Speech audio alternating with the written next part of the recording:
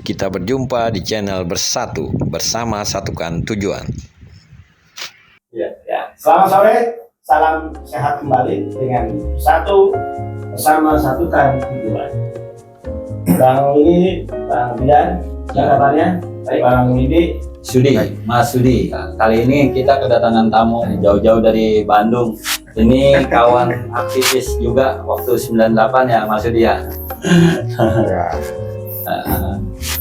Podcast kemarin terakhir kita berbincang-bincang tentang hilirisasi migas, ada nikel, ada batu bara, kemudian ada di sektor CPO ya beserta turunannya itu. Juga makan siang gratis. Jadi pendapat Bang Willy tentang hilirisasi yang non tambang ini apa? Hilirisasi tambang yang sedang berjalan pada nikel, batu bara, dan emas. Jadi akan ada hilirisasi perikanan, pertanian, dan agro, juga wisata. Wisata ini salah satu yang Potensi ya. potensi di Malaysia nomor 2 menjadi pendapatan terbesar. Nah, kalau tani dan nelayan akan didorong terbentuknya badan baru di bawah pemerintahan Pak Prabowo dan Pak Gibran untuk mengelola badan baru yang akan mengendalikan petani dan nelayan dalam berusaha. Ini terkait dengan bibit, pupuk, perawatan, dan penjualan. Kalau nelayan dalam berusaha yang dibutuhkan itu kapal. Tapi badan baru itu, apakah badan baru ini gagasannya di luar Pak Prabowo dan Pak Gibran, atau ini idenya Bang Willy atau apa masukan tentang gambaran saja? Baik, itu sebenarnya semacam gagasan baru sebenarnya yang selama ini memang petani dan nelayan itu sangat tersingkirkan, belum dikerjakan secara serius. Jadi kalau kita tadi bicara nelayan, maka yang dibutuhkan itu adalah kapal berikut mesin, layar jaring, terus ada solar karena harus melaut, dan berikut dengan penjualannya. Biaya terkait juga tersebut di bawah satu atap holding BUMN yang memiliki saham di bank baru khusus ya, saya bicara bank baru yang khusus untuk petani dan nelayan, sehingga segala bentuk pinjaman dapat difasilitasi oleh bank tani nelayan tersebut. Pinjaman itu tidak diberikan langsung. Ini artinya Tidak langsung berupa uang maksudnya. Betul, tidak. artinya ini juga gagasan dari Bersatu untuk memberikan wacana orang baru untuk jadi tempat untuk para petani dan nelayan mendistribusikan. Betul. Kan selama ini petani dan nelayan itu mempunyai kesulitan. Ya, kira-kira gimana Bu? Kan kalau petani dan nelayan punya kesulitan kira-kira dalam hal untuk pendanaan. Nah kebetulan kan hari ini ada Mas Sudi nih, mungkin ada pandangan lain tentang konsep hilirisasi gitu loh. Ya, gimana kira-kira Mas ini punya gambaran ya soal konteks hilirisasi dengan konteks yang pemerintahan yang akan datang, pandangannya? Ya kalau sebenarnya kalau hilirisasi kan ini proses yang memang dari sebuah kebutuhan ini ya untuk menjawab problem ekonomi di Indonesia karena sejak dulu kan sebetulnya kita kaya dengan sumber daya alam dan segala macam ya. Tapi kemudian ketika 98 terjadi kemunduran perekonomian atau dulu disebutnya sebenarnya deindustrialisasi ya, itu banyak usaha-usaha yang tidak bisa bangkit. Sementara kita terus saja menjual bahan mentah, komoditas. Nah, hilirisasi sebenarnya menjawab problem itu supaya ada nilai tambah yang dihasilkan oleh bangsa ini dan bisa dinikmati oleh rakyat banyak. Nah, hilirisasi ini berkembang segala macam, bukan cuma sumber daya alam, tapi juga sebenarnya sumber daya alam ini kan banyak, bukan cuma mineral, tapi juga seperti yang saya dari pariwisata ataupun pertanian itu sendiri. Ya. Itu yang selama ini juga kita bahkan mungkin pangan pun kita masih kesulitan juga sekarang dari harga naik segala macam. Artinya ada problem bahwa untuk menjaga pasokan pangan pun kita masih kesulitan. Masih. Ada problem-problem yang harus dijawab. Padahal bangsa kita terkenal bangsa agraris gitu, berbeda terbalik dengan Belanda saat ini hadir sebagai negara pemasok sayur mayur terbesar di dunia. Itu kan luar biasa, padahal geografisnya Kecil. kecil dan lautan gitu. Buat lahan-lahan baru melalui laut itu ditanggul ya, ditanggul. Nah, sistem pertanian di Belanda itu maju melalui metode greenhouse dan penerapan teknologi. Makanya Belanda jadi pemain baru di dunia. Tapi kalau Belanda kan memang dia usahanya kan kecil ya. Kecil. Makanya dia buat greenhouse itu cocok memang daerahnya Pak. Ya. Gitu. Tapi dengan Indonesia ini kan Ya, yang daerah lebih luas. ya, Ya. musimnya jelas Kita ya. mungkin nggak butuh greenhouse tapi Pengelolaan pertanian. pengelolaan alam yang jelas, pengelolaan hutan yang jelas. Belanda itu memang dulu adalah yang kita laut semua, jadi otomatis memang daratannya itu dari laut sebenarnya. Nah kalau kita kembali ke tadi yang dari pokok pembicaraan kita, kalau bicara tanian tadi yang akan diberikan holding. Holding itu apa ya? Kira-kira bisa nggak di Oke, Mas Victor terima kasih tadi untuk memperjelas apa yang dimaksud holding tersebut. Itu adalah saham yang dimiliki oleh bank baru khusus untuk petani dan nelayan, sehingga segala bentuk pinjaman dapat difasilitasi oleh bank petani nelayan tersebut. Dengan catatan bukan berupa uang tapi berupa produk yang dibutuhkan sesuai kebutuhan petani. Betul, Gitu. badan baru tersebut ada kepala badan, mereka lah yang mengelola, baik itu perbankan, baik itu terkait bibit, baik itu nanti bulog. Jadi mulai dari hulu ke hilir, pinjaman itu ke perbankan, dan di perbankan itu nanti memberikan suatu arahan, mekanisme bahwa saya kasih pinjaman katakanlah X rupiah.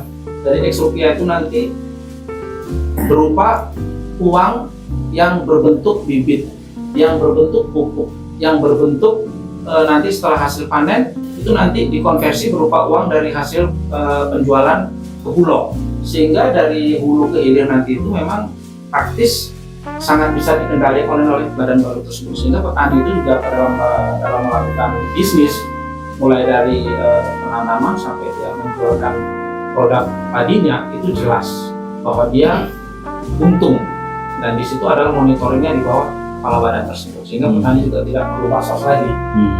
Itu kan proses yang normatif ya. Dalam prakteknya, dalam dunia pertanian biasanya itu kan ada gagal panen karena pengaruh cuaca dan lain sebagainya, misalkan bencana apa segala macam itu. Peran holding ada nggak di situ? Justru disitulah peran holding, karena holding itu sendiri yang mengendalikan nanti. Kalau udah bicara saya sebagai petani melakukan pinjaman, lalu saya akan memberikan suatu gambaran bahwa saya punya tanah sekian hektar, katakan 1 hektar. Kalau 1 hektar itu mereka sudah tahu, hitungannya bahwa bank akan memberikan apa aja kreditnya, itu sudah ada Penilaian. ada angka-angkanya, dan ini angka-angka ini sudah langsung terdistribusi di bawah, karena tadi di bawahnya adalah holding, ada perbankan, di perbankan akan memberikan perhitungannya, kemudian perhitungan itu langsung terdistribusi ke unit lain. Stakeholder itu adalah di petani. Petani itu kan yang membuat punya produk bibit. Memang di bidangnya dia memproduksi bibit SAS segala macam. Nah itulah yang menjadi bagian stakeholder. Jadi kalau kita bicara bibit, kalau misalkan perbankan memberikan arahan bibit, maka si petani, misalkan tadi saya mempunyai luas lahan 1 hektar, maka akan peruntukannya bibit perlu sekian. Lalu ke holding PT Pupuk yang menjadi stakeholder, saya sudah tahu nih, kira-kira butuh sampai sekian banyak pupuk untuk dalam proses sampai panen nanti. Kira-kira seperti itu. Itu pada bidang usaha pertanian. Bagaimana dengan bidang-bidang lainnya seperti nelayan, misalkan terus UMKM? Ya, itu mempunyai karakter yang sama sebenarnya. Jadi kalau kita bicara petani dan nelayan tadi, kalau petani seperti itu, kalau nelayan itu sama.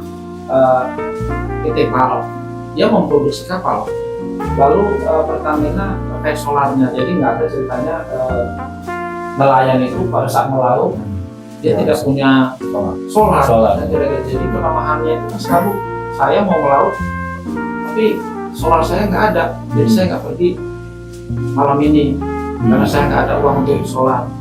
Konsekuensi itu yang menjadi concern yang holding ini, bahwa kalau dia menjadi bagian daripada pemerintah yang concern terhadap pemerintah terhadap mereka, maka mereka harus minta bantuan ke pemerintah, dan inilah unit yang holding yang akan memfasilitasi daripada nelayan tadi. Itu yang Bersatu tawarkan ya salah satunya. Ya kan, holding dan PAM tadi itu akan memfasilitasi tani, nelayan, dan lain-lainnya. Nah, akan tetapi kan perlu juga kita juga tahu bagaimana mekanisme ini, kewenangannya di siapa? Apakah di Kementerian Pertanian, apakah langsung di pusat-pusat petani tersebut atau nelayan-nelayan, supaya jangkauan para petani itu Langsung tepat sasaran. tidak lagi langsung ke pusat, sehingga kecepatan bagi petani maupun nelayan juga cepat responnya. Yang saya tangkap kan petani ini adanya di pelosok-pelosok, Nah, kebanyakan di pelosok-pelosok daerah gitu ya, tani nelayan gitu. karena petani kan juga butuh kecepatan, misalnya dia harus mengobati Ya, tanamannya betul. kan Iya sih. tidak bisa dia nunggu dia. Dan biasanya 12 kali atau 11 kali dia harus mengobati. Atau kalau nelayan kapalnya rusak terus besok harus butuh bernelayan lagi gitu kan. Usulan saya adalah memang kalau kita bicara kepala badan, maka itu direct langsung dari di bawah presiden. Dengan adanya kepala badan, pastinya kepala badan itu dekat dengan pemerintahan. Kalau Bapak Presiden Jakarta, maka otomatis kepala badan itu ada di Jakarta. Tapi nanti misalkan seandainya ada di IKN, maka otomatis kepala badan itu ada di IKN. Tetapi terkait dengan pertanyaan keduanya mengenai bagaimana apabila ada persoalan-persoalan terhadap petani, terhadap nelayan. nelayan. Nah, itu memang kalau kita telusurin, saya sudah melakukan analisa bahwa sampai ke daerah itu ada bulog untuk petani kita bicara. Kalau beras, Kalau bicara dengan beras Tapi dan segala macam. selama ini kan sepertinya bulog sudah di setiap daerah sudah ada ya. Kantor bulog Hampir sudah ada. tingkat Ada kecamatan. mana? Problemnya kan keberadaan bulog di setiap daerah itu tidak menjawab persoalan petani dan nelayan. Justru Ada hambatan-hambatan yang tidak petani butuh, tapi tidak terjadi gitu. Justru itu dengan adanya kepala badan ini, maka bisa mengorganisir semua. Holding ini jadi jembatan buat petani untuk akses katakanlah permodalan tapi dalam bentuk lain. Itu Bang. Betul. Holding ini mempunyai tujuan agar petani itu layak, naik kelas. Terus yang kedua, swasembada, jangan impor lagi. Karena impor itu sangat menyengsarakan petani. Kalau kita bicara petani, Bang Billy, petani layak dan harkat martabat petani terangkat kan secara ekonomi. Kan kita tadi Bang Billy sudah menjelaskan bahwa ada holding yang memfasilitasi Kebutuhan. kebutuhan petani nanti nelayan. Tetapi juga tapi bagaimana meningkatkan kualitas petaninya, hasil petaninya, sistem strategi pemasarannya supaya taraf hidup tani Meningkat. juga terangkat. Itu juga perlu. Apakah itu juga difasilitasi oleh holding dan itu akan menjawab soal itu juga? makanya hitung-hitungan dari awal apabila petani datang untuk meminta kredit, itu sebenarnya hitung-hitungannya itu sudah ada secara keuangan, secara sistem itu sudah ada. Jadi apabila petani itu mau bercocok tanam, hitung-hitungannya dengan dia punya luasan tanah, bibitnya berapa, sampai nanti berapa bulan dia harus mengeluarkan uang untuk terkait pupuk, sampai nanti ke penjualannya yang dibeli oleh Bulog, itu sebenarnya sudah menjadi suatu cakupan yang dipikirkan, dan itu merupakan tanggung jawab daripada badan ini. Pasti tidak bisa lagi petani itu gagal panen petani itu tidak berhasil karena yang menjadi monitoringnya adalah kepala badan ini.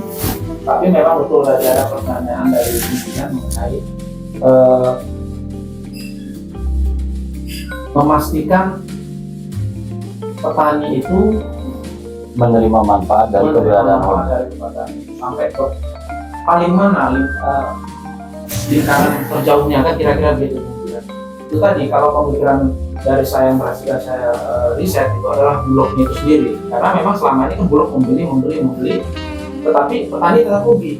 Nah, kita pastikan bahwa bulog itu penyeimbang sebenarnya, tapi rata-rata penyeimbangnya itu dia menjadi gudang, tapi petaninya tidak diuntungkan. Nah, dengan adanya palabanan ini dipastikan bahwa apabila nanti terjadi penanaman katakan di bulan-bulan yang sudah ditetapkan yang secara umum gitu kan atau ditetapkan, maka akan terjadi perguliran bahwa pada saat penanaman itu akan panen di bulan berapa, itu nanti akan terjadi balance di sini yang pastikan bahwa petani itu tetap untung.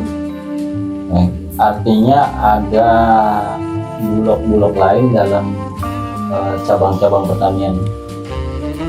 Kalau ini kan bulog itu beras ya identiknya, ya kan nggak semua daerah itu penghasil beras gitu Mbak.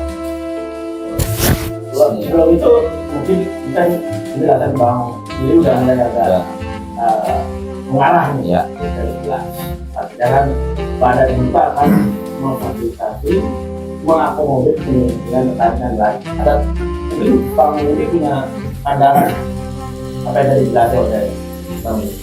Ya mungkin ini badan ini sebuah solusi yang mungkin ditawarkan oleh Bersatu ya untuk menjawab persoalan mungkin kayak banyak koordinasi yang saling semrawut mungkin antara, jadi ada di sini ada kementerian, ada lembaga, ada pemerintah daerah juga, kemudian juga ada BUMN juga bermakna ada yang mengurusi pupuk segala macam. Nanti kemudian badan ini yang mengorkestrasi semua itu ya, menjadi satu kerja bersama untuk menyelesaikan persoalan di sektor pertanian atau perikanan gitu kan kira-kira. Nah nanti mungkin harus didetailkan lagi ini sebenarnya badan ini sejauh mana kewenangan ataupun mungkin pekerjaan dia sebetulnya apa, itu yang supaya kita bisa meyakinkan bahwa badan ini memang layak dibentuk itu ya Mas. Iya, memang itu memang saya tidak secara vulgar mengatakan orkestrasi ya. Tapi sebenarnya kalau bicara holding seperti itu. Kalau holding dibuat maka stakeholdernya mana kalau kita bicara. Dan kita bicara holding yang mempunyai stakeholder ini berarti bicara keuangan. Kita bicara BUMN, perbankan dan BUMN. Inilah letak posisi Pak Rosan sebenarnya yang sangat memahami tentang stakeholder apabila ini bisa diwujudkan untuk petani, untuk nelayan, apapun yang kalau petani memang bukan hanya jadi beras aja, memang ada sayuran juga. Kalau bicara nelayan bukan di laut aja, ada yang di daratan. Nah, itu semua sebenarnya kalau kita mau bicara, tapi memang ini harus dibicarakan lebih intens. Apakah ini akan menjadi bagian dan akan diseriusi oleh Bapak Presiden yang akan dilantik nanti pada bulan 10, Pak Prabowo dan Bapak Gibran. Maka kalau apabila ini diseriusi, maka memang ini harus dibuat jadi suatu diskusi yang lebih dalam. Kira-kira seperti apa? Tapi kalau menurut hemat saya ini adalah suatu badan yang perlu untuk mengelola selama ini petani dan nelayan yang kurang diperhatikan kira-kira itu. Karena kalau bicara hilirisasi banyak yang berupa perusahaan-perusahaan besar. Ya. Kalau mereka nggak punya kesulitan, karena kalau bicara petani nelayan mereka punya kesulitan dengan pembiayaan. Karena hasil daripada mereka untuk biaya diri mereka sendiri, biaya nanam, Pembiayaan dan pemasaran, betul. Nah, inilah yang mereka ini yang memang harus menjadi bagian yang harus difokuskan oleh pemerintah Bapak Presiden Prabowo dan Gibran. pemikiran. Pada saat setelah nanti ini menjadi bagian fokus untuk masyarakat. Kira-kira. Mungkin menurut Bang Willy, kalau hilirisasi dalam konteks migas itu migas mineral ya, mineral itu nggak langsung bisa dinikmatin sama rakyat. Mungkin masuk ke APBN dulu, APBN baru diserap ke kementerian-kementerian gitu, baru turun. Nah, ya. Dulu sih yang ditawarin dalam bentuk holding, terus kemudian dilembagakan dalam bentuk badan. Ini diharapkan bisa menjadi solusi hilirisasi yang dapat dinikmati manfaatnya langsung ke akar rumput gitu ya, baik petani maupun nelayan gitu Bang ini ya. Iya, betul. Di sini kan ada Mas Sudi nih, Mas Sudi kan tinggal di Bandung yang daerah Pangalengan yang Mas yang akrab dengan dunia pertanian. Sebetulnya problem apa sih yang di daerah pertanian, di sektor pertanian? Kalau di saya kebetulan kan sebenarnya Bandung Raya ya, Kabupaten Bandung dulu kan mencakup Bandung Barat sebelum dimekarkan itu sampai sekarang itu masih termasuk produsen pangan yang terbesar untuk di Jawa Barat ini. Di luar beras ya, kalau beras kan mungkin di Karawang atau gimana. Tapi saya baca artikel tuh lahannya terus digerus sama pembangunan, tapi masih produsen besar juga. Masih nanti misalnya kayak yang non beras ya, kayak sayur, mayur. Selain di kayak misalnya mungkin kalau di Jawa Tengah kan daerah Dieng ya. Nah, kalau di Jawa Barat ya di seputaran Bandung Rayanya pemasok. Itu kan juga di situ kayak misalnya kentang, sayur, tomat segala macam. Kentang kan kemudian banyak ya. Sayur mayur. Kentang diperlukan untuk buat keripik-keripik itu kan juga. Itu banyak pemasok dari Bandung juga. Selain juga kemudian kalau di peternakan itu susu. Ya, susu di Pangalengan itu sapi itu kan memang banyak. Itu dari koperasi yang jadi peternak itu memang dan memasok susu untuk dibawa itu hampir tiap hari itu ke Jakarta itu. Kan kalau nggak salah ada perusahaan susu besar juga membuka peternakan di sana gitu. Tapi mungkin juga ya cara umum kan sektor problemnya juga hampir sama, jadi pertanian juga kita saya lihat sekarang misalnya di sekitar saya tuh, di sekitar rumah saya tuh dulu banyak kandang-kandang sapi. Saya kok sekarang jadi agak berkurang, itu juga nggak tahu kenapa, atau ada penataan mungkin, atau mungkin karena ada penyakit mulut dan kuku waktu itu mungkin ya, jadi mungkin ada penataan itu ya seperti itu juga mungkin harus ada, karena kan bisa kayak soal wabah atau soal apa juga bukan cuma manusia tapi hewan ataupun ikan itu kan juga bisa ternak lagi, itu juga mungkin harus diperhatikan juga dengan satu badan itu mengatasi problem seperti itu, karena itu sangat merugikan sekali buat petani, tidak jadi serangan hama atau apa. Dan regenerasi kedua sektor nelayan dan pertanian ini kan mulai banyak ditinggalin sama itu juga anak-anak ya. Itu kan menjadi satu problem. Nah, ini mungkin tantangan holding ke depan kalau misalkan itu diwujudkan, menarik minat anak-anak muda untuk turun langsung ke sektor-sektor yang mulai ditinggalin pertanian. Atau mungkin ada solusi, itu kan istilahnya secara umum kan menurunnya pekerja di sektor pertanian. Apakah mungkin ada solusi secara teknologi misalnya kan, mesin atau apa gitu. Tapi sebenarnya bukan menurunnya petani, tapi lahannya nggak dimiliki. Lahan juga. Lahannya berkurang. Juga dorongan yang pemerintah yang memberikan tanah-tanah lahan-lahan kosong untuk digarap.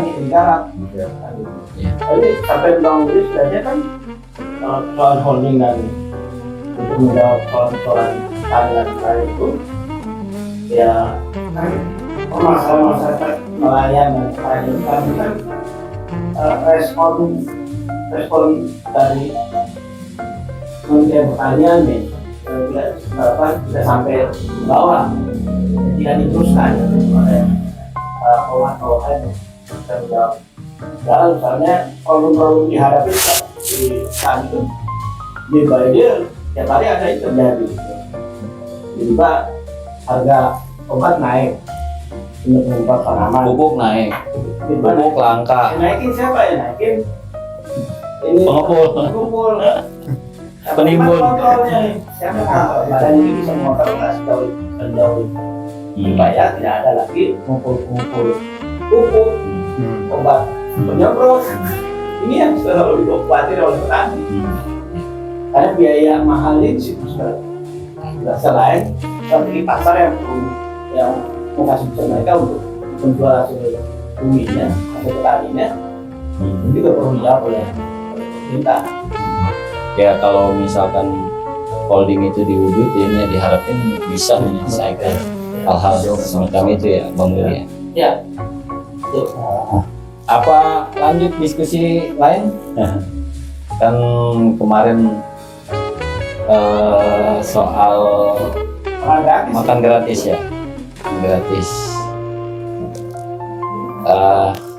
Gimana Bang Willy? Pendalaman soal makan gratis nih.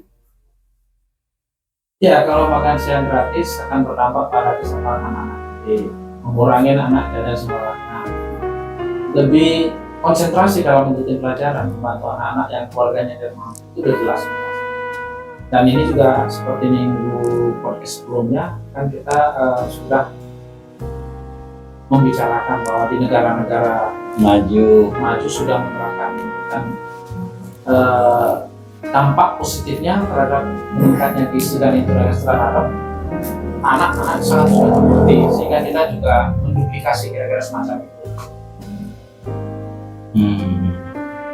Dengan adanya alokasi dana 71 triliun di APBN di tahun 2025, maka sudah dapat dipastikan makan siang gratis akan berjalan dari awal tahun 2005. Yang menjadi perhatian adalah memastikan makan siang gratis ini tersalurkan dengan baik di daerah-daerah provinsi, kabupaten, sampai desa.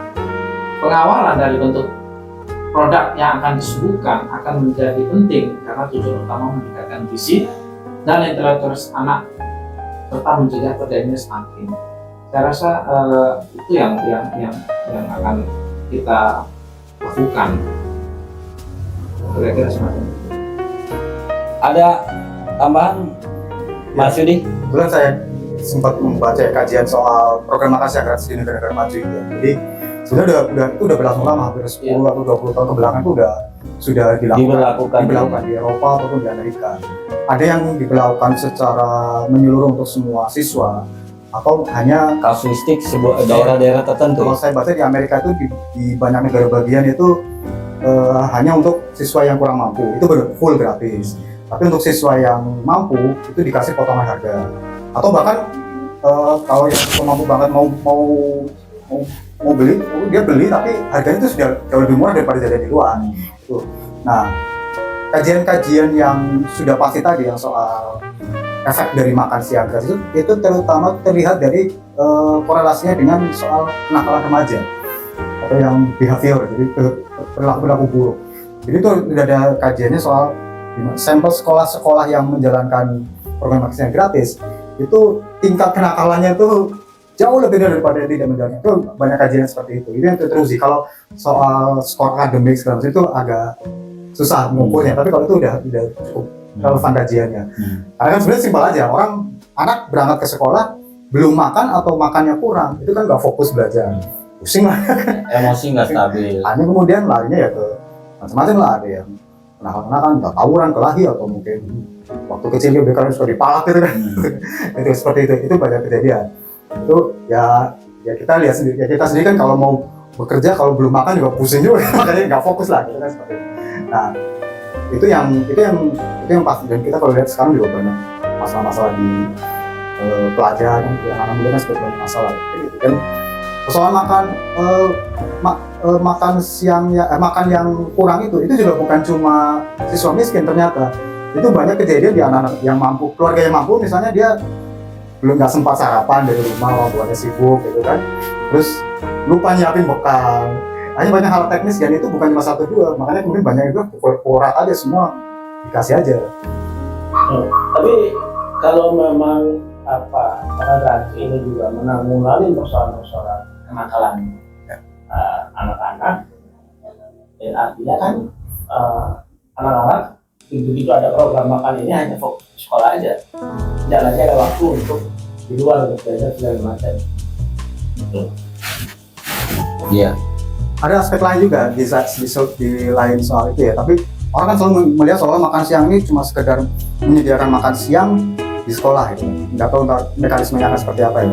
Tapi ya, ada yang harus kita lihat itu soal gizi, ya aspek kesehatan. Kan kalau sekarang kita lihat misalkan orang tua juga belum tentu tuh memberikan sarapan ke anaknya itu sesuai gizi ya. Sekarang banyak orang banyak karbonya gitu kan misalnya kan, atau makan atau mungkin jajan-jajan di luar kan banyak yang tidak sehat. Kayak sekarang terakhir Badan POM bilang jajanan pasar itu tidak banyak pengawetnya segala macam. Nah ini juga problem itu harus dijawab. Jadi artinya ketika kita menyediakan makan siang bukan cuma soal anggaran, tapi juga soal kualitas, harus ada standar. Jadi harus dinilai betul itu kriterianya. Jadi nggak asal ngasih makan, gitu. Itu harus. Jadi kan kita mungkin sekarang juga orang udah mulai aware kan. Jadi misalnya soal gula itu kan perlu makanan. Ini supaya orang itu juga makanan itu lebih sehat gitu sih. Jadi bukan cuma sekedar memberikan stunting itu satu hal, tapi juga kesehatan masyarakat secara umum ya. Ketika kalau program makan siang ini, makan gratis ini ya, itu bisa dijalankan secara masif, itu kita bisa menyehatkan satu generasi gitu. Ya investasi jangka panjang. Kalau saya justru Mas Udi pernah baca satu artikel yang kalau nggak salah ada saat di London kalau nggak salah ya. Dia juga menerapkan hal yang sama dan udah menikmati ketermanfaatnya dari sisi peningkatan gizi anak, termasuk kecerdasan anak. Nah, tapi saya coba melihat ketermanfaatan program makan gratis dari sisi ekonomi. Nah, ini menarik justru. Dengan adanya alokasi anggaran 71 miliar itu, sudah tentu permintaan bahan pokok yang berkaitan dengan standar gizi, misalkan telur, kebutuhannya telur, daging, ikan, dan lain-lain itu meningkat.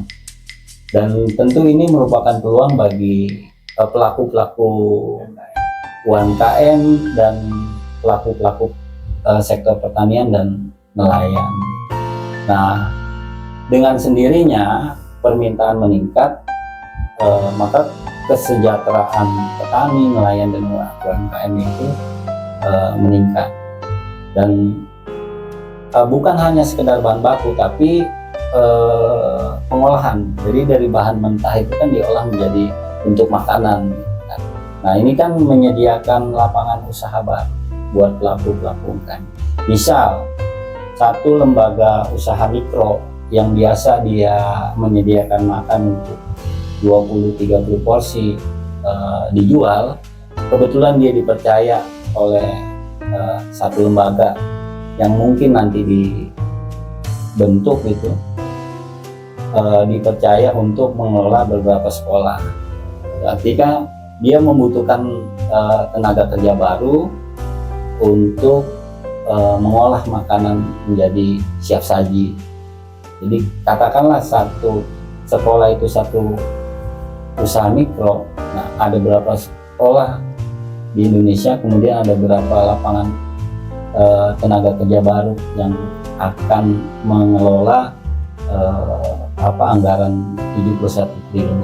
Itu bagi saya hal yang luar biasa gitu dari program makan gratis ini. Bukan aja meningkatkan kualitas gizi anak, tapi juga meningkatkan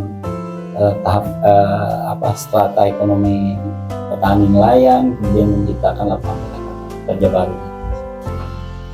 Ya, artinya kan makan gratis ini tadi manfaatnya juga untuk anak sekolah bagus, juga untuk kepentingan ekonomi lokal ya. Ekonomi lokal juga itu berangkat Ya. Ekonomi ya kan, terkait ikan nelayan, peternakan, tani, ya otomatis itu. Nah, yang ingin kita pastikan bahwa